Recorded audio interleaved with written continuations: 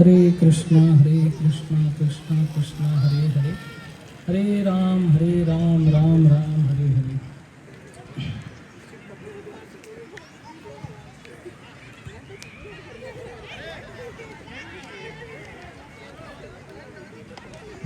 ओम नमो भगवते वासुदेवाय।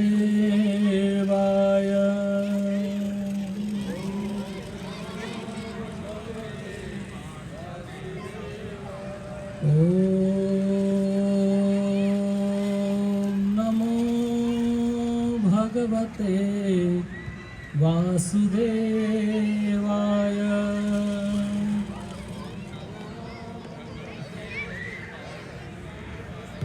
ओम नमो भगवते वासुदेवाय।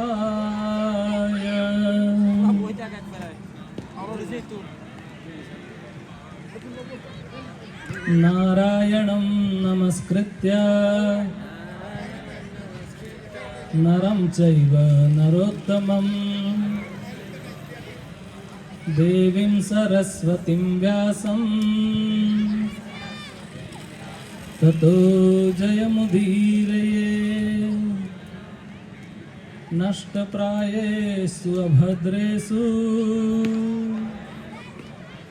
नित्यं भागवत सेवया भगवती उत्तम श्लोके भक्तिर्भवति नैष्ठकी। कृष्णाय वासुदेवाय देवकी नंदनाय च नंदगोपकुमाराय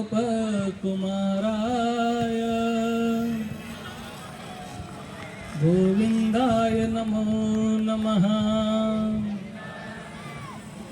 हे कृष्णा करुणा सिंधो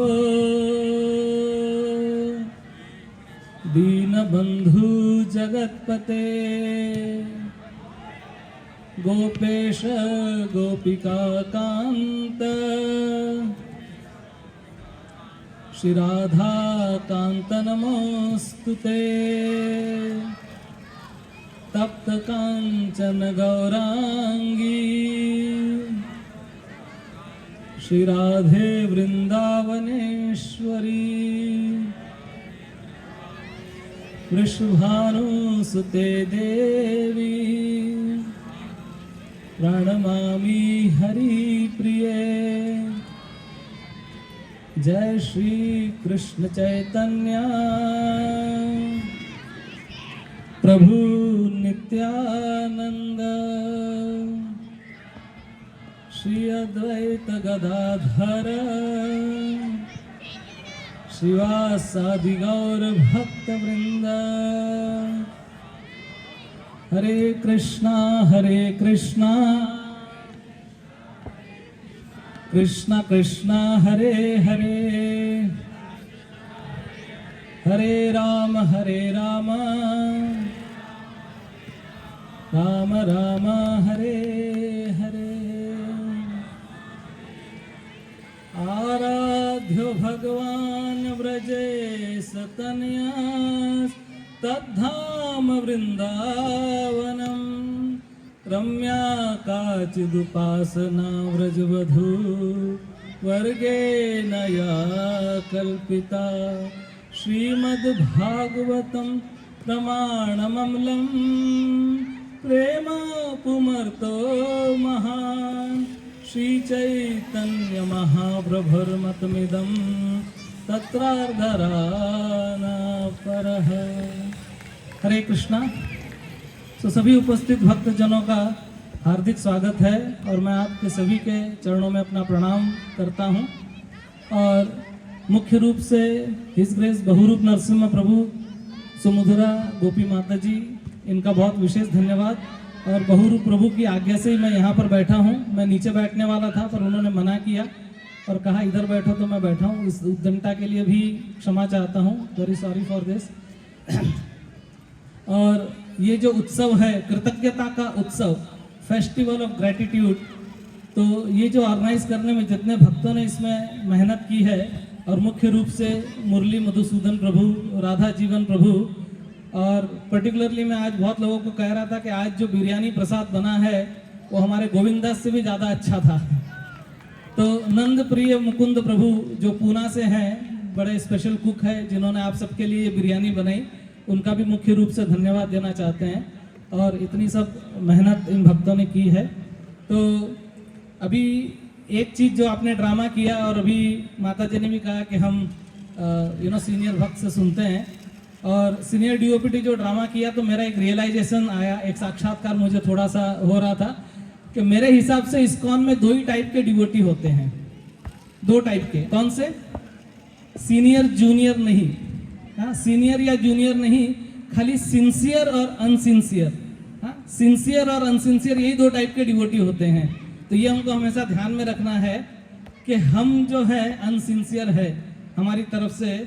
और अभी मैं देख रहा था कि इतना ये दामोदर आरती का जो दीपदान का जो अनाउंसमेंट हुआ कि इतने सारे भक्तों को हमने दीपदान करवाया, इतनी सारी पुस्तकों का हमने वितरण किया, ये निश्चित रूप से प्रसन्नता की बात है। लेकिन फिर भी हाँ, मेरा मिक्स्ड रिएक्शन है कि जैसे कभी कभी एक उत्सव होता है पर्टिकुलरली, तो उसमें हमारा मूड जो होता है वो मिक्स्ड रिएक्शन होता है। खुशी भी होती है और थोड़ा गम भी होता है कि हमने अच्छी तरह परफॉर्म नहीं किया। तो इतना करने के बावजूद भी मुझे लग रहा है कि हम लोग बहुत माइनॉरिटी में है। हाँ, अभी मैं आपको बताता हूँ, इस दुनिया में 8 बिलियन पॉपुलेशन है। हाँ, इतने सारे लोग इस दुनिया में है, और कोई मुझे बता सकता है ऑडियंस में से कि कितने भक्त हैं जो इस्कॉन में दीक्षित है? अंदाज से कितने भक्त हैं जो इस्कॉन में दीक्षित है? Any guess work? नहीं, एब्सोल्यूट नंबर में बोलो मुझे, कितना? नहीं, एनी आइडिया? गूगल करके देखो, गूगल आपको 1 लाख बताएगा, लेकिन 2 लाख भी पकड़ के चलो। Initiated devotees in ISKCON are only 2 lakhs, that's it. 2 lakh कुछ भी नहीं होता है प्रभु जी एंड माता जी, बहुत ही कम हमारा नंबर है। तो मैं ऐसे याद आ रहा था मुझे कि हम लोग आज इतने बड़े भीड़ में आज हम लोग ये प्रोग्राम कर रहे हैं, 500 550 भक्त यहाँ पर है, लेकिन फिर भी मुझे लगता है कि कम है और ज़्यादा होना चाहिए। तो ये जो प्रोग्राम हो रहा था, तो मैं तो पूरी तरह से बोल रहा था कि ऐसा प्रोग्राम हमको करना है जिसमें सारे भक्त एक साथ आकर एक दूसरे का संग प्राप्त करें। लेकिन फिर भी मैं कहना चाहता हूँ कि चंद सिरफिरे हैं खुदा की तलाश में, चंद सिरफिरे हैं खुदा की तलाश में, बाकी सब तो दाल रोटी की जुगाड़ में। इस दुनिया में जितने लोग हैं बस खाली अपना पेट भरने के लिए, भरण पोषण करने के लिए, या अपना कुछ थोड़ा मजा मस्ती करने के लिए काम करते हैं, लेकिन भगवान के लिए जो है वो बहुत कम लोग हैं वो प्रयास करते हैं। इसीलिए भगवान भगवत गीता में ये बात कहे हैं, मनुष्याणाम सहस्रेषु कश्चित यतति सिद्धते यततामपि सिद्धानाम कश्चिन यो माम वेति तत्व। तो भगवान कहते हैं कि हजारों लाखों करोड़ों में कोई मनुष्य होता है जो सिद्धि के लिए यत्न करता है, और उन यत्न करने वालों लोगों में से भी कोई बिरला ही मुझे जान पाता है। तो बहुत सारे लोग जो है इस दुनिया में, अभी भी ज्यादातर लोग जो है वो भगवान के भक्त नहीं बने, या भगवान की भक्ति में नहीं आए, भगवान की सत्ता को स्वीकार नहीं किया है। अभी आजकल एक बहुत बड़ा डिबेट चल रहा है, डज गॉड एग्जिस्ट? आप लोग जो थोड़े से सोशली अलर्ट है उनको पता रहेगा। और उस पर जब चैतन्य चरण प्रभु आए थे तो उन्होंने पॉडकास्ट भी बनाया, क्योंकि बहुत बड़े लेवल पर घमासान युद्ध हो रहा है कि भगवान का अस्तित्व नहीं है। तो हमको देखना चाहिए कि किसी न किसी प्रकार से हम जो है खुद पहले भगवान की भक्ति में आए और फिर दूसरों को भी भगवान से जोड़े। इसीलिए पुस्तक वितरण बहुत महत्वपूर्ण है, प्रचार कार्य बहुत महत्वपूर्ण है, आउटरीच ये जो हम लोग कर रहे हैं, दामोदर आरती, ये सब जो है, इस प्रकार का फेस्टिवल ऑफ ग्रेटिट्यूड, कृतज्ञता का महोत्सव, ये भी बहुत महत्वपूर्ण है। क्योंकि ज़्यादा से ज़्यादा लोगों तक अगर हम जुड़ेंगे, हाँ, तो श्री चैतन्य महाप्रभु की जो भविष्यवाणी है वो पूरी हो सकेगी। नहीं तो चैतन्य महाप्रभु ने भविष्यवाणी कर दी, पृथ्वी ते आचे जद नगरादि ग्राम सर्वत्र प्रचार होइबे मोरो नाम। पर अभी भी भारत के ही कई शहरों में, कई गांवों में, कई प्रांतों में हाँ हरिनाम पहुंच नहीं पाया है। और ये हमारी जिम्मेदारी है हाँ कि हम जहां से आए हैं अगर हम जब रिटायर होकर वापस जाते हैं तो वहीं पे हम लोग जाके हमारा प्रचार करें। और इसके लिए बहुत महत्वपूर्ण है कि हम लोग सबसे पहले भक्ति के 9 अंग है और उस 9 अंग में श्रवण बहुत महत्वपूर्ण है। तो पहले ध्यान से सुनना चाहिए और प्रभुपाद जी कहते हैं कि जिसने अच्छा श्रवण किया है वो अच्छा कीर्तन भी करेगा। तो जब हम हमारे गांव जाते हैं तो हमको कीर्तन करना चाहिए। और कीर्तन का मतलब ये नहीं है कि सिर्फ हारमोनियम लेके बैठ गए और बजा रहे हैं, उसको कीर्तन नहीं कहते। कीर्तन मतलब होता है भगवान के गुणानुवाद का कीर्तन। भगवान की कथा अगर हम बताते हैं, किसी को भगवान का प्रचार करते हैं, भगवान के बारे में बताते हैं, अमार आज्ञा गुरु होए तारो वही देश, जारे दाखो तारे कहो कृष्ण उपदेश, कि हर किसी को जाके कृष्ण के बारे में बताना है। कृष्ण के बारे में अगर हमको बताना नहीं आता तो प्रभुपाद जी ने बताया है पुस्तकों में, वो पुस्तक जाके दे दो उनको, उनके हाथ में रख दो।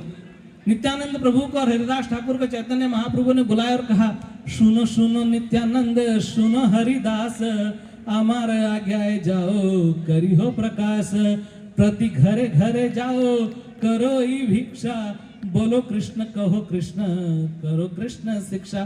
तो कहते हैं नित्यानंद है हरिदास, जाओ हर एक घर का दरवाजा खटखटाओ और जाके उनसे कहो कि कृष्ण ही तुम्हारे माता है, कृष्ण ही तुम्हारे पिता है, कृष्ण ही तुम्हारे प्राण धन है, कृष्ण का नाम लो, कृष्ण को भजन कहो। भज गौरांगो कहो गौरांगो, लहो गौरांगेर नाम रे, जे जन गौरांगो भजे से हो अमर प्राण रे। नित्यानंद प्रभु कहते हैं कि जो श्री चैतन्य महाप्रभु का नाम लेगा वो मेरा प्राण है। आप गौरांग का नाम लो। भगवान श्री कृष्ण तक पहुंचना बहुत मुश्किल है, लेकिन चैतन्य महाप्रभु तक पहुंचा जा सकता है। और चैतन्य महाप्रभु तक पहुंचने के लिए नित्यानंद प्रभु का अगर आश्रय ले तो तुरंत हम पहुंच जाते हैं। भगवान तो गीता के अंदर आके उन्होंने डिस्क्लेमर श्लोक सुना दिया।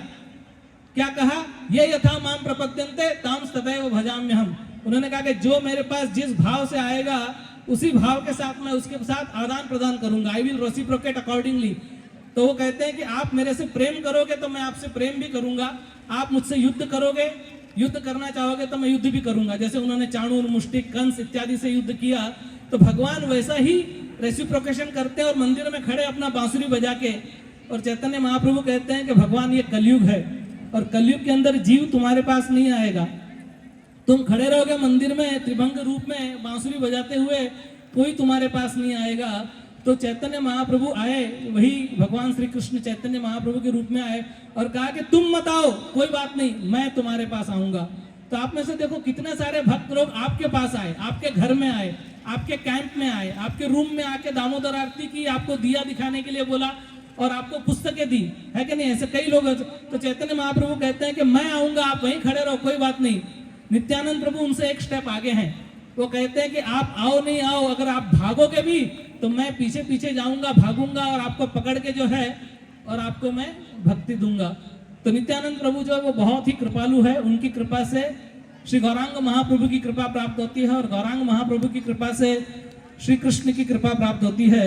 अभी कृतज्ञता, ये जो महोत्सव हम कर रहे हैं ये बहुत महत्वपूर्ण है। और कृतज्ञता मतलब ग्रैटिट्यूड, जिसको इंग्लिश में कहते हैं, ग्रैटिट्यूड से ही हमारे हृदय में भक्ति का उदय होता है। भक्ति का वास जो है वो, ऐसे कहते हैं कि जमीन जो होती है, अगर बंजर जमीन है उस पर कुछ खेती नहीं की जा सकती, उसके लिए भूमि उपजाऊ होनी चाहिए।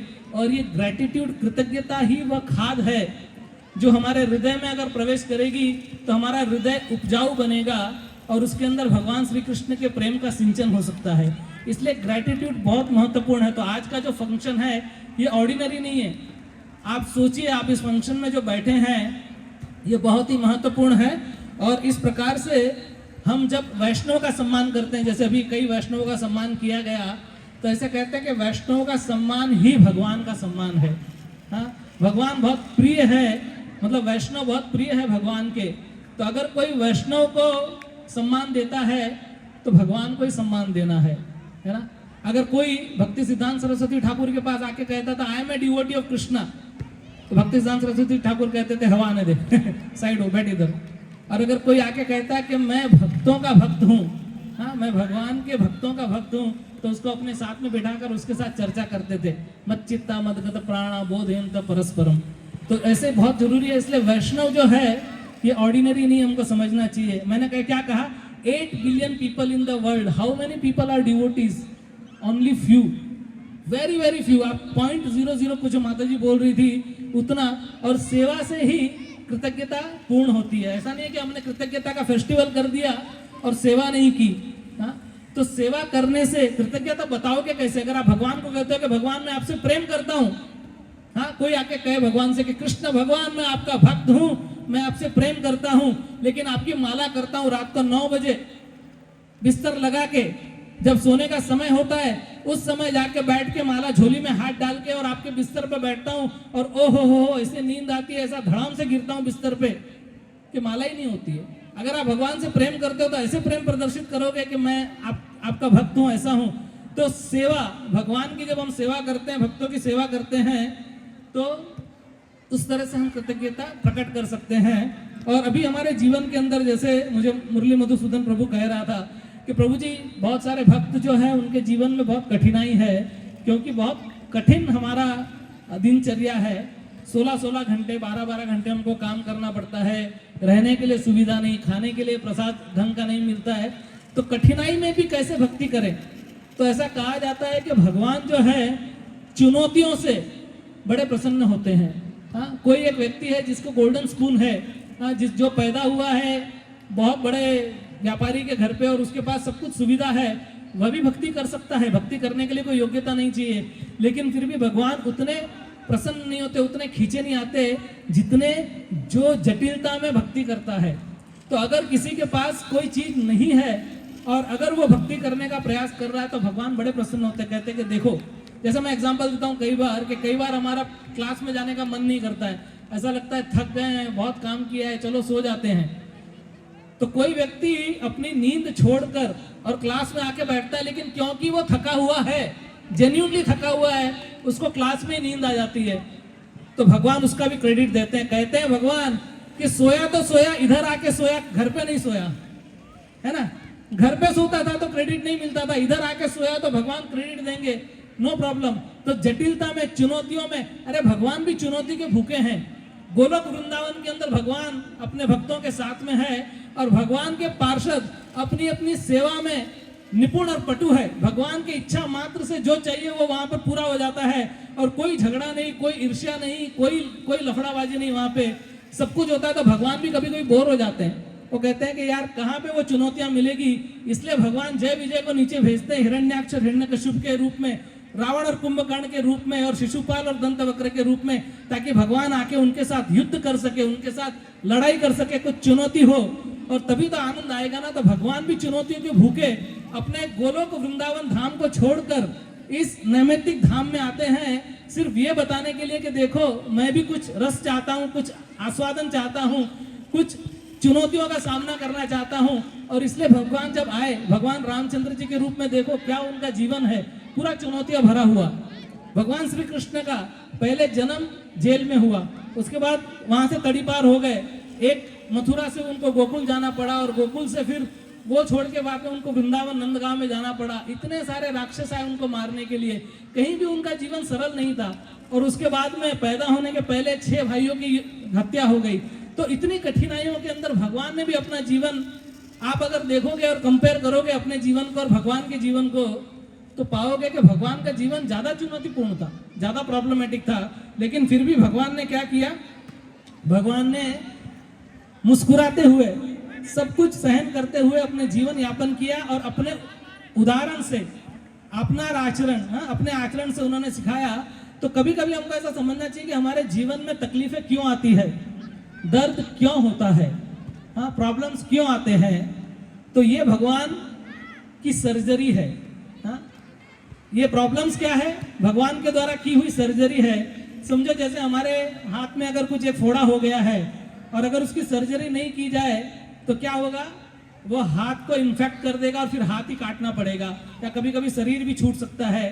तो कभी कभी भगवान क्या करते हैं, उस फोड़े को निकालने के लिए सर्जरी करते हैं और सर्जरी करते करते और हमारा जीवन जो है वो उसको ढंग से करते हैं।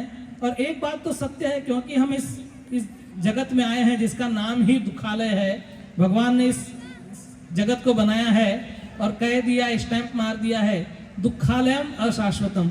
अब जैसे वहां पे स्विमिंग पूल है, बच्चे लोग नहा रहे हैं, तो अगर कोई स्विमिंग पूल में गिर जाए तो एक चीज कंफर्म है, क्या? कोई अगर स्विमिंग पूल में गिरे तो क्या स्वाभाविक है? मरने की बात नहीं है। अगर स्विमिंग पूल में गिर गया तो क्या होगा? अरे गीला हो जाएगा। व्यक्ति का गीला होना स्वाभाविक है। अगर कोई पानी से भरे स्विमिंग पूल में गिरेगा तो गीला होना स्वाभाविक है। तो वैसे ही अगर कोई दुखों के सागर में गिरेगा तो दुख जो है वो मिलना स्वाभाविक है। कहीं ना कहीं हमारे से शरीर पे दुख जो है वो चिपके रहेंगे। तो इसके लिए भक्ति दर्दनाक नहीं होती है। हाँ, एक चीज हमको समझना है कि सर्जरी जो करता है डॉक्टर, हाँ, तो उससे जो होता है दर्द आता है हमको, लेकिन फिर क्या होता है, कालांतर में वो दर्द चला जाता है और फिर व्यक्ति जो है वो ठीक हो जाता है। तो इसी प्रकार से कई बार जब हम भक्ति करते हैं और भक्ति में हमको दर्द आते हैं तो ऐसा सोचना चाहिए कि ये हमारी सर्जरी हो रही है, भगवान सर्जरी कर रहे हैं। और कृष्ण भक्ति जो है वो हिम्मत वालों के लिए है, हाँ, ऐसे कमजोर लोगों के लिए नहीं है। भक्ति सिद्धांत सरस्वती ठाकुर कहते थे, प्राण आथे जार सही हेतु प्रचार के। जिसमें प्राण है केवल वही प्रचार कर सकता है ना। ऐसा कहते हैं कि निंदा उनकी होती है जो जिंदा है, मुर्दों की तो केवल तारीफ होती है। हाँ, निंदा उसकी होती है जो जिंदा है, मुर्दों की तो सिर्फ तारीफ होती है। तो इसके लिए हमको समझना चाहिए कि चाहे हमारे जीवन में कितनी भी कठिनाई आ जाए, लेकिन उस कठिनाई को हम कैसे डील करते हैं वो बहुत महत्वपूर्ण है। यदि हम एक सड़क पे जा रहे हैं और बहुत सारे कंकड़ पत्थर है, या तो ऐसा है कि हम उस पर कारपेट बिछा देवे और फिर चले, वो पॉसिबल नहीं है। दूसरा ऑप्शन क्या है, एक अच्छा सा रबर का जूता पहन लो और फिर कंकड़ पे चलते जाओ, कंकड़ लगेंगे नहीं, चुभेंगे नहीं। तो जूता पहन के कंकड़ पे चलने पे कंकड़ हमको चुभते नहीं है, लेकिन एक कंकड़ उछल के अगर जूते में आ जाए तो वो हमारा जीना दुर्लभ कर सकता है। बाहर इतने सारे कंकड़ है, लेकिन बाहर के कंकड़ों से हमको तकलीफ नहीं होगी, लेकिन एक कंकड़ अगर अंदर आ जाए तो इसके लिए बहुत प्रॉब्लम हो जाता है। वैसे ही नाव जब पानी में चलती है तो बाहर बहुत सारा पानी है, कुछ प्रॉब्लम नहीं है, लेकिन नाव में गड्ढा हो जाए और थोड़ा सा पानी नाव के अंदर आ जाए तो नाव डूब जाएगी। पात को की घटा घोर घमसान है और जग सिंधु का वेग बलवान है। काम क्रोध लोभ मोह माया का तूफान है, देह जलयान का जीर्ण सामान है। चाहते हैं ये मिलकर डुबाना मुझे, नाथ अब आप ही दो सहारा मुझे। छोड़ बैठा है सारा जमाना मुझे, नाथ अब आप ही दो सहारा मुझे। तो अगर हमारे नाव के अंदर पानी भर गया, हमारे जूते में कंकड़ आ गया तो प्रॉब्लम हो जाएगा। वैसे ही हमारे जीवन में बहुत सारी कठिनाइयां हैं, बहुत सारा कष्ट है, बहुत सारा पेन है, लेकिन जब तक हम उस पेन से अफेक्ट नहीं होते और वो पेन हमारे अंदर नहीं आता, अगर हमारे अंदर कृष्ण भक्ति है तो पेन असर नहीं कर सकता। लेकिन अगर कृष्ण भक्ति नहीं है तो पेन इमीडिएटली असर करेगा। तो इसके लिए ऐसा कहते हैं कि पेन इज इनएविटेबल। हाँ, हमारे श्रीधर महाराज, परम पूज्य श्रीधर महाराज जौली स्वामी हम उनको कहते थे, वो कहते हैं pain is inevitable, suffering is optional. मैं वापस दोहराता हूं, pain is inevitable, suffering is optional. तो इसके लिए हमारे जीवन में अगर हम सिर्फ पेन की वजह से ही प्रॉब्लम में है और उसी के बारे में अगर विचार करते रहेंगे तो कभी भी हम सुखी नहीं हो पाएंगे। और अगर सुखी होना है तो देखो, दुर्योधन और युधिष्ठिर, इन दोनों के बीच में सोचो तकलीफें किसको ज्यादा थी? पांडवों को तकलीफें ज्यादा थी, युधिष्ठिर को ज्यादा थी। पूरे जीवन भर उनको राज्य से और घर से बाहर रहना पड़ा, और दुर्योधन जो था वो 56 भोग खाता था बैठ के, और युधिष्ठिर को, लेकिन फिर भी परेशान कौन था? दुर्योधन था, हाँ, युधिष्ठिर नहीं थे। तो युधिष्ठिर, अर्जुन, भीम, नकुल, सहदेव, पांडवों के हृदय में कृष्ण थे और वो हमेशा कृष्ण को ही चूज करते थे। अर्जुन और दुर्योधन दोनों जब भगवान श्री कृष्ण के पास मदद मांगने के लिए गए, दुर्योधन बैठ गया सर के पास, अर्जुन अपने उनके चरणों में बैठे थे, और तब पूछा, उन्होंने कहा कि आओ बोलो पार्थ क्यों आए हो? तो इसने कहा मैं आया हूँ। मैं अर्थात अपना ईगो कह रहा था, मैं आया हूँ। तो बोले बोलो क्या चाहिए? तो कहा युद्ध होने वाला है, हम आपसे मांगने के लिए आए हैं। कृष्ण ने कहा रुको, एक तरफ मैं अकेला निहत्ता युद्ध भी नहीं करूंगा, दूसरी ओर मेरी नारायणी सेना जो कि सक्षम है, हाँ, अपराजय है, कभी हारी नहीं है, ऐसी सेना है, चूज करो तुमको क्या चाहिए। तो दुर्योधन मांगने वाला था सेना दे दो, भगवान ने कहा रुको रुको, अर्जुन छोटा है, अनुज है, छोटा भाई है, उसको मांगने दो। दुर्योधन का हृदय बैठ गया, उसको लगा अरे ये सेना मांग लेगा तो मेरा क्या होगा। लेकिन अर्जुन भी भगवान का भक्त था, जैसा हम लोग कह रहे हैं कि भगवान, उसने सेना नहीं मांगी, उसने क्या मांगा, कृष्ण को मांगा। और कृष्ण अर्जुन को डिफॉल्ट में नहीं मिले, अर्जुन ने मांगा। अब हमारे जीवन में ऐसी परिस्थिति हो कि एक तरफ कृष्ण है निहत्ते और एक तरफ कृष्ण की सेना या फिर कृष्ण की माया, कृष्ण की शक्ति, हम किसको चूज करेंगे? हाँ, अगर कृष्ण को चूज करेंगे तो हम अर्जुन के जैसे है। तो अर्जुन ने कहा कि मुझे नारायणी सेना नहीं चाहिए, मुझे तो नारायण चाहिए, मुझे कृष्ण चाहिए, मुझे कृष्ण चाहिए।